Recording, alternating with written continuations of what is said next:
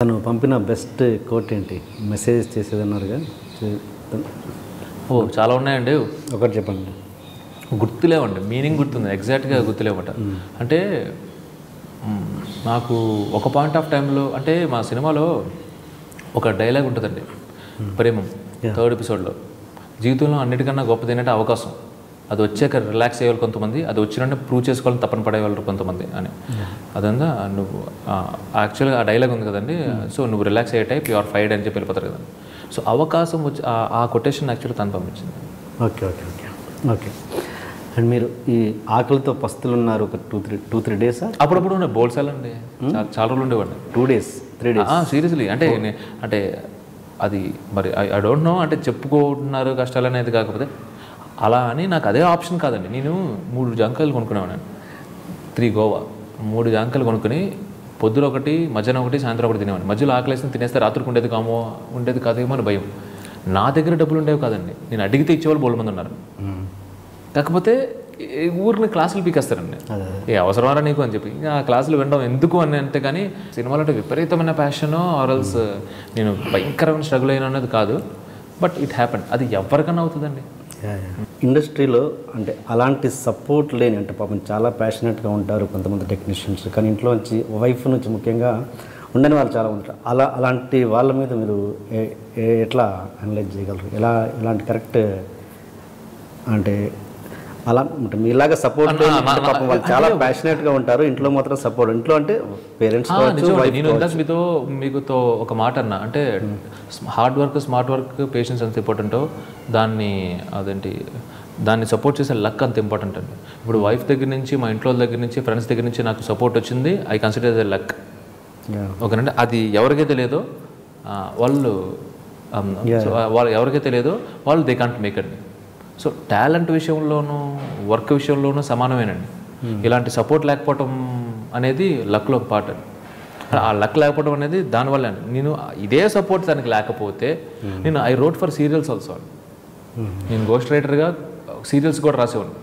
ఇనీషియల్గా సీరియల్స్లో తీసేసారు, ఎందుకంటే చాలా పెద్ద మ్యాటర్ రాయాలి. ఇక్కడ సినిమాలు ఏంటంటే క్రిస్ప్గా రాయడం, టక్ టక్ మంచి డైలాగ్స్ ఉంటాయి కదండి. Too much of influence of మన త్రివిక్రమ్ గారి మీద బాగా ఇన్ఫ్లుయెన్స్ ఉంటుంది ఆబ్వియస్గా. సుకుమార్ గారు, త్రివిక్రమ్ ఇన్ఫ్లుయెన్స్ ఉండేదండి, అప్పట్లో ఇంకా ఎక్కువ ఉండేది అనమాట. సో అది వద్దన్నారు. సో సీరియల్స్ రాస్తే నాకు ఎపిసోడ్ వైజ్ 1000 రూపీస్ అలా ఇచ్చేవారు. ఇక్కడ రాశారా? రాశానండి. ఏ సీరియల్స్ రాశారు మీరు? 2-3 సీరియల్స్, నాకు పేరు అయితే గుర్తులేవు. ఏంటంటే రైటర్కి ఇది మాట తీసుకొచ్చి ఇది అనేవారు, ఇది అనేవారు అనమాట. నేను తెగ రాసేసేవాడిని. అండ్ అంటే ఇలాంటి ఏ స్టేజ్కి ఆ స్టేజ్ అట్లే కొంచెం సపోర్ట్ కూడా ఉండేదండి. ఆ టైంలో మాకు వెరీ క్లోజ్ అనమాట, నాకు మా వైఫ్గా క్లోజ్, సన్నీ అనే అంటారనమాట. ఆయన ఏంటంటే he is director for TV shows ఉంటాయి కదండి, సరిగమప అవి ఉంటాయి కదండి. తమ్మారెడ్డి బాలాజీ గారు ప్రొడ్యూసర్ అనమాట, జీతులు. దానికి కూడా నేను రాసేవాడిని. ఓకే. దానికి అఫీషియల్ పే చాలా బాగుండేది, మళ్ళీ రెస్పెక్ట్ అన్నీ ఉండేమాట. అండ్ ఈ సీరియల్స్కి తెగ రాసేవన్నమాట. చాలా ఎక్కువ రాసేస్తున్నప్పుడు కూడా అమ్మాయి ఈ మంతే కాదు నెక్స్ట్ మంత్ కూడా గడిచిపోతుంది. అంటే నాట్ ఓన్లీ సర్వైవల్ కదండి, మనకి షికారులు, పార్టీస్ ఇవన్నీ కూడా ఉంటాయి కదా. సో మనకు డబ్బులు కావాలి కదా అని చెప్పి తెగ రాసేవాడిని. ఆ టైంలో కూడా తనే చెప్పిందండి, ఓకే చూసుకో, అంటే నేను ఏదో స్టఫ్ అయిపోతుందని అని నేను కాదు, ఇంత ఎఫర్ట్ నువ్వు ఒక మంచి స్టోరీ మీద పెట్టు, మంచి స్టోరీ ఉంటుంది నీకు, అది ఫ్యూచర్లో ఎవరు చెప్పగలరు, ఇట్ మే ఎర్న్స్ క్రోర్స్, అది ఎర్న్స్ చేయగలదు, అనవసరంగా నీది కాదు కదా. నీకు నిజంగా సీరియల్స్ ఇష్టం అంటే అదే చేసుకో, కానీ నీకు పేరు రాక అతనికి ఇచ్చే డబ్బుల్లో హాఫ్ ఆఫ్ ద పేమెంట్ ఎంతో నీకు ఇస్తూ ఎందుకు ఇది అనగానే అప్పుడు అది ఆపేసాను. కసకసగా రాస్తాను 2 నెలలు కూర్చుని కచ్చ పుంకాలు రాసేవానండి. వచ్చేస్తుంది అంటే. సో ఒక ఎపిసోడ్ అయితే అయిపోయింది. అమ్మ ఈరోజు ఒక 2 ఎపిసోడ్స్ అవడానికి మాటలు కాదండి, చాలా ఎక్కువ ఉంటుంది పాపం. సీరియస్లీ ఒక పాయింట్ ఆఫ్ టైంలో నాకు ఫిల్మ్ మేకింగ్ కన్నా సీరియల్ మేకింగ్ ఇస్ బా సూపర్ అండి. నిజంగా మీ వైఫ్కి ఒక భార్య ఎన్ని మార్కులు ఇస్తారు? 100% ఇస్తానండి, డౌట్ లేదండి. అంత సపోర్ట్ నేను బేసిక్గా నా మూవీస్లో కూడా యూ కెన్ ఫైండ్, అంటే నా మూవీస్ అలా ఉండవు కానీ కొన్ని డైలాగ్స్ ఉంటాయండి. అంటే ఇది పని కట్టుకుని పెట్టాలి అని కాదు, కానీ నాకు respect towards women or else mother, sister, ladies ఉంటారు. మనం హ్యాపీగా ఏ టైంలోనా బయటకు వెళ్ళచ్చు, ఏ డే అన్నా బయటకు వెళ్ళచ్చు, ఏమైనా చేసుకోవచ్చు, ఇర్రెస్పెక్ట్ ఆఫ్ టైమ్ అండ్ డే. వాళ్ళకి అలా కాదండి, మనకన్నా పనులు ఎక్కువ, మనకన్నా రిస్ట్రిక్షన్స్ ఎక్కువ. హౌ కమ్, ఎలా చెప్పండి? అంటే బేసిక్గా అది సో నాకు చాలా రెస్పెక్ట్ అన్నమాట. నాకు ఆ రెస్పెక్ట్ బాగా పెరిగింది ఎప్పుడంటే ఆఫ్టర్ మ్యారేజ్ అండి. ఓకే. అంటే నేను అంత క్లోజ్గా ఏ ఉమెన్ నేను చూడలేదు. సిస్టర్స్ లేరండి. మేబీ నాకు అక్క చెల్లి ఉంటే మేబీ ఇంకొంచెం వేరే లెవెల్ ఉండదు, కానీ అంత క్లోజ్గా నేను చూసిన ఒక ఉమెన్ని వైఫ్ అవ్వడం వల్ల నాకు నా దగ్గర ఒక సూపర్ స్టోరీ కూడా ఉందండి. అంటే అంటే అలానే ఇదేదో ఇది కదా 100% డెఫినెట్గా అది కమర్షియల్ స్టోరీ అన్నమాట. అంటే ఒక ఉమెన్ థింగ్ ఉంటుంది కదండి, కంప్లీట్గా దిస్ ఈజ్ ఉమెన్ అని చెప్పాలి అన్నంత ఇదండి. అంటే కొంతమందికి రెబల్ సినిమాలు తీసేయాలి, ఈ సినిమాలు తీసేయాలి, ఆర్ నారాయణమూర్తి గారికి ఆ సినిమాలు ఎలా తీయాలని ఉందో నాకు ఉమెన్ మీద అలా ఉంటుందండి. సో సందర్భం ఉన్నా లేకుండా కానీ నాకు కార్తికేయలోనూ ఇందులోనూ 1-2-3 డైలాగ్స్ ఉంటాయండి. కార్తికేయలో యాక్చువల్గా ఆడపిల్లలకి వీధుల్లోనూ క్లాసుల్లోనూ బస్సులోనే కాదమ్మా, అమ్మ కడుపులో కూడా సేఫ్టీ లేదంటే అలాగా మన ఇందులో కూడా ఉంటుందండి. దీంట్లో కూడా ఇందులో యాక్చువల్గా నువ్వు 15 years బ్యాక్ సుమాక్కని లవ్ చేసావు, మధ్యలో ఎవరిని లవ్ చేయలేదా, అబద్ధాలు చెప్పక ఆడపిల్లలు పుట్టేస్తారు. అబద్ధాలకి ఆడపిల్లకి కనెక్షన్ ఉంటే ఈ దేశంలో అబద్ధాలు కూడా ఆడడం మానేస్తారు. సో అంటే నాకు ఎందుకో బేసిక్గా we are half of the Mann. నాకు వాళ్ళ దాంట్లో మనం సగం అనే ఫీలింగ్ అండి నాకు. ఇద్దరు కష్టాల్లో కానీ శ్రమలో కానీ ఎందులో అయినా కానీ. అండ్ దే ఆర్ గివింగ్ మనకి లవ్, బర్త్ అన్నీ ఇవ్వడం. దేవుడు మనకి జన్మనిచ్చాడా లేదో నాకు తెలియదు కానండి, 100% బిలీవ్ చేసేది ఏంటంటే మన అమ్మ జన్మనిస్తుందండి. సో నాకేంటంటే నేనేదో సెంటిమెంటల్ ఆ రకంగా కూడా కాదండి, నేను చెప్తున్నా కదా ఓవర్ ఇన్ఫర్మేషన్, దాని గురించి ఎక్కువ ఆలోచించడం వల్ల ఏమో. అండ్ తను వైల్ షీఈస్ ప్రెగ్నెంట్ అప్పుడు నేను చూశాను కదండి, నేను చదివాను, నేను పెద్ద book, the world's best book ఏంటంటే what to expect when you're expected అని సూపర్ బుక్ అండి. ఆ బుక్ మొత్తం చదివామన్నమాట. నాకు ఈచ్ అండ్ ప్రతి నర్వ్, ప్రతి బోన్, ప్రతి హార్మోన్ ఎలా చేంజ్ అవుతుందో నాకు తెలుసండి. నేను ఆల్మోస్ట్ ఒక గైనిక్ అయిపోయిన ఆ టైంలో.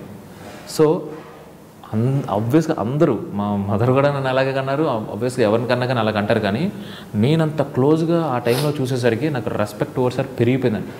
సో తప్పు ఏ విషయంలో అయినా కానీ, తప్పు తందైనా, అది ఫ్యూచర్లో అయినా, అది గతంలో అయినా, ఏమైనా కానీ అసలు I respect her because she is a mother. అంతేనండి, ఒక మదర్హుడ్కి ఇచ్చేయచ్చండి రెస్పెక్ట్. నేను కొంచెం ఎక్కువ ఎమోషన్ అవుతుంది, ఎందుకంటే నేను మా మదర్ మీద నాకు రెస్పెక్ట్ పెరిగిపోయింది. నాకు అప్పటి వరకు అమ్మ ఇష్టం, నాన్న ఇష్టం, ఎందుకంటే చిన్నప్పటి నుంచి నాకు అడిగింది కొనిపెట్టారు, తినిపించారు. సో మదర్ ఫాదర్ అంటే బేసిక్గా ఒక రెస్పెక్ట్, ఒక ఇష్టం, ఒక ప్రేమ ఉంటుంది కదండి, అది నాకు అలా అలా ఆ పార్ట్ వరకు ఉండేది. ఒక్కసారి ఎప్పుడైతే తను ప్రెగ్నెంట్ అయిందో ఆ ప్రాసెస్ అంతా నేను దగ్గర నుంచి చూశాను. అండ్ ఇంకొకటి ఏంటి, దీనికి ఇంకా ఎక్స్ట్రా స్టార్ ఏంటి అంటే తను జాబ్ కూడా చేశాడు. 25 kilometers వెళ్ళి మళ్ళీ 25 kilometers వెనక్కి వచ్చేదండి. ప్లస్ ఇంట్లో ఆబ్వియస్గా మనం ఏం చేస్తామండి, అన్ని పనులు అలా చేస్తారు. ఆ పనులు చూసుకుంటూ నా కెరీర్కి ఎక్కడ మళ్ళీ ఇదవ్వకుండా చూసింది. అండ్ నేను బాగా క్లియర్గా ఆ బుక్ చదవటం, ఆ క్రాంప్స్, ఆ హార్మోనల్ చేంజెస్ అంటే నాకు క్లియర్గా తెలుసండి, ఆ ఇన్ఫర్మేషన్ అంతా ఉంది. సో మీకు లోపల ఎక్కడో కొంచెం నొప్పి వస్తుందంటేనే ఒక 1-2 hours డాక్టర్ దగ్గరికి వెళ్ళిపోతాం అనిపిస్తుంది. అలాంటిది లోపల I mean you're giving, but మళ్ళీ ఆ బాబు బాగా పుట్టాలి, జెండర్ ఎన్ని ఉంటాయి కదండి. సో అంత క్లోజ్ అబ్జర్వేషన్ వల్ల అంటే నాకు ఇంకా అప్పుడు దీనివల్ల అంటే ఆ 100కి 100 మార్క్స్ ఏంటంటే దానికేనండి, ఇంకా అసలు వేరే ఆలోచన లేదు, ఎవరైనా ఇవ్వాల్సిందే. ఇప్పుడు ఐ లవ్ యూ చెప్పారా మేము ఎవరికి? బోల్ సార్ చెప్పానండి, చెప్తున్నాను, చెప్పాలి కూడా. అవునండి, ఇప్పుడు చెప్పండి. అలా చెప్పమంటారా? ఇప్పుడు చెప్పండి తనకి డైరెక్ట్గా. అది అసలు సీరియస్లీ అండి, ఐ లవ్ యూ అనే ఆ చిన్న మాట అది సరిపోదండి. ఇంకా చెప్పాలంటే నేను నీకు రుణపడి ఉన్నాను, ఐ ఓ టు యూ. మా తల్లిదండ్రులకి నేను ఎంతలా రుణపడి ఉన్నానో నేను I owe to her. So అండి ఇంకా చెప్పాలంటే ఐ ఓ హర్ అంతే. సార్ అదే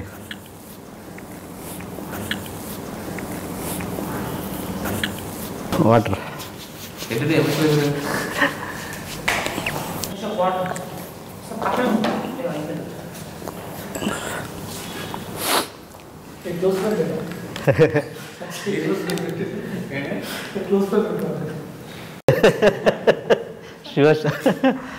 శివ షాక్ అవుతున్నాడు. సరే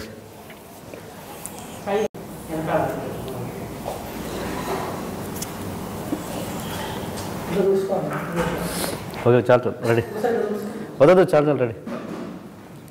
మీరేంటండి ఫస్ట్ అయినా నేర్పించారు ఏంటి 37 ఏళ్ళు. నేను చాలా వరకు కొన్ని ఎమోషన్స్ కంట్రోల్ చేసుకుంటాను. ఇంటర్వ్యూస్లో అప్పుడప్పుడు వస్తుంటుంది నాకు. యమున సరే మీరు ఖచ్చితంగా మా ఆవిడకి ఐ లవ్ యూ చెప్పాల్సిందే ఇప్పుడు పబ్లిక్గా. Okay okay done. కెమెరాకి చెప్పాలా? హాయ్ రసుజు, ఐ లవ్ యూ. ఆర్టిఫిషియల్ ఉంది చాలా. అంటే నేను చెప్తాను కదండి, more than I love her, more than I love her I owe her seriously. అంటే ఇప్పుడు నన్ను ఒక స్టేజ్ వరకు మా పేరెంట్స్ తీసుకొచ్చారండి, ఆ తర్వాత తను తీసుకొచ్చింది. సో ఇప్పుడు ఈ స్టేజ్లో నేను హ్యాపీగా ఉన్నాను, మా పేరెంట్స్ హ్యాపీగా ఉన్నారండి. సో ఐ లవ్ యూ అనేది ఎంతవరకు సరిపోతుందండి? ఆబ్వియస్గా ఐ లవ్ యూ పెద్ద I love you I mean I love her అందులో పెద్ద కదండి. So more than that I owe her. ఈ మూమెంట్లో నేను ఒకటి చెప్పాలనుకుంటున్నాను. చందు ఒక హస్బెండ్గా కాదు, హీఈస్ మై బెస్ట్ ఫ్రెండ్. అంటే నాకు ఏది ఆనందం, బాధ, సంతోషం ఏదైనా వ్యక్తం చేయడానికి ఒక పర్సన్ ఉన్నారంటే అది ఫస్ట్ పర్సన్ నా మైండ్కి వచ్చేది చందు. ఇద్దరం కలిసి చాలా కష్టపడ్డాం, చాలా చూసాము. But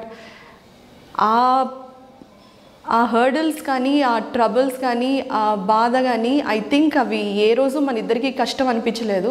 because that is the reason we are enjoying the happiness today. పాప పుడితే బాగున్ను, ఆ లవ్ అంతా ఎట్లా చూపిస్తాడా ఏంటి, ఎందుకంటే అమ్మాయిలంటే అంత ఇష్టం కాబట్టి ఎంత బాగా చూసుకుంటాడో అనుకున్నాను. బట్ మాకు ఇద్దరు అబ్బాయిలే పుట్టారు. బట్ ఈ విషయంలో బాధపడినా కూడా ఒక రకంగా నేను సెల్ఫిష్, ఎందుకంటే ఆ ప్రేమంతా కూడా ఇంకా నాకే చూపిస్తారు.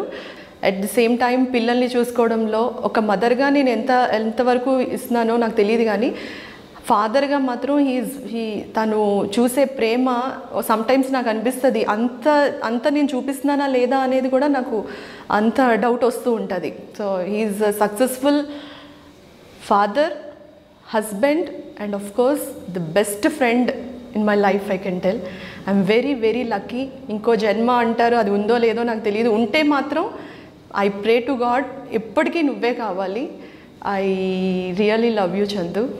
ఒక్కొక్కసారి అనిపిస్తుంది 24 hours సినిమా గురించే మాట్లాడతావు, ఇంకా అపార్ట్ ఫ్రమ్ దట్ ఇంకేమీ అడగవు, మాట్లాడవు అని అనిపిస్తుంటుంది. బట్ నీకు ఇష్టమైందే నేను కూడా మాట్లాడడం అనేది నేను ఇష్టపడడం స్టార్ట్ చేశాను.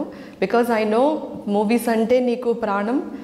నేనా మూవీస్ అంటే ఫస్ట్ నువ్వు మూవీస్ అని అంటావు. I really support that. ఎప్పటికీ నువ్వు ఎటువంటి సపోర్ట్ అయినా నా నుంచి నువ్వు ఎక్స్పెక్ట్ చేయొచ్చు. డ్యూరింగ్ మై ప్రెగ్నెన్సీ నువ్వు ఎంత కేర్ తీసుకున్నావో ఒక మదర్ లాగా, అంటే ఏం తింటానో ఏంటి, ఎలా ఆలోచించాలి, ఎంత హ్యాపీగా ఉండాలి, ఇవన్నీ కూడా ఎంత బాగా చెప్పావంటే ఒక డాక్టర్ కంటే ఎక్కువగా నన్ను బాగా చూసుకున్నావు, ఒక మదర్ లాగా చూసుకున్నావు. అంతకంటే ఇంకా ఒక అమ్మాయి ఏం ఎక్స్పెక్ట్ చేస్తుంది.